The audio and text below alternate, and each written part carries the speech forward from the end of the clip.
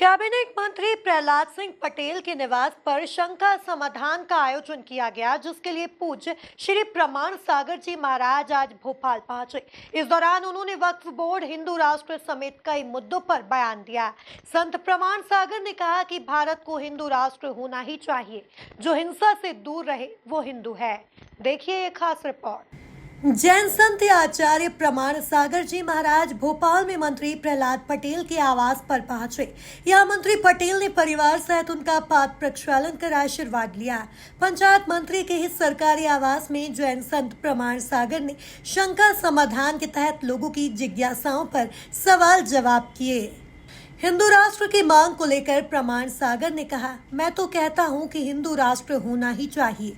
हिंदू का मतलब कोई जाति या वर्ग विशेष नहीं है। हिंदू यानी वह जो हिंसा से दूर रहे।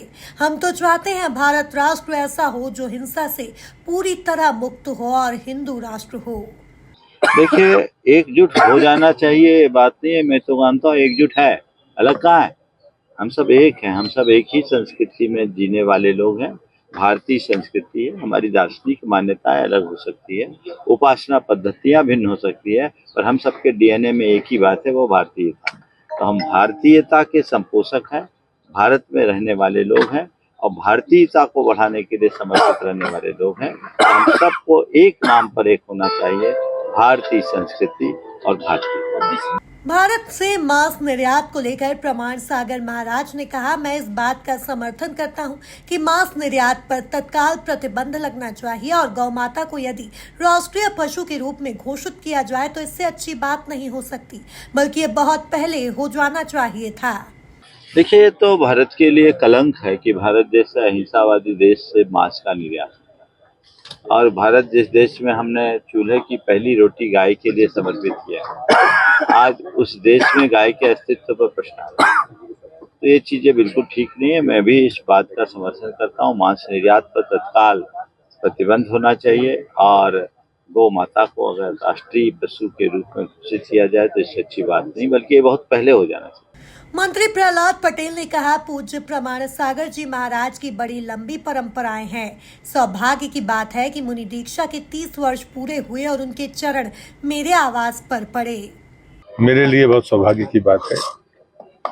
सामान्यतः जैन आचार्य, जैन मुनि सहजता में परिवारों से दूर रहते हैं और मेरा सौभाग्य है कि आज रात्रि का विश्राम पूज्य मुनिवर प्रमाण सागर जी ससंग यहाँ पर रात्रि विश्राम करेंगे।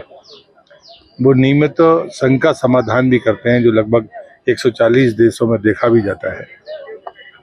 तो वो संघ का समाधान भी यहाँ से होगा। जब मुझे अचानक कल सूचना मिली थी तब मैंने आनंद फानंद में कल शाम को आया था, लेकिन अभी उनका पदार्पण हुआ है। हमने उनका पद प्रक्षालन किया है और बाकी तो कुछ लेते नहीं है। जो 16 का उनका आहार होगा वो कल मैंने उनसे विनती की है कि वो आहार भी यहाँ लें और यहाँ रुकें। और एक और अच्छी सूचना है, जो सूचना कि परसों उनके मुनि दीक्षा के 30 वर्ष पूरे होंगे और वो भी उसी समय रविंद्र भवन में कार्यक्रम होगा। मैं उस कार्यक्रम में भी शामिल रहूँगा।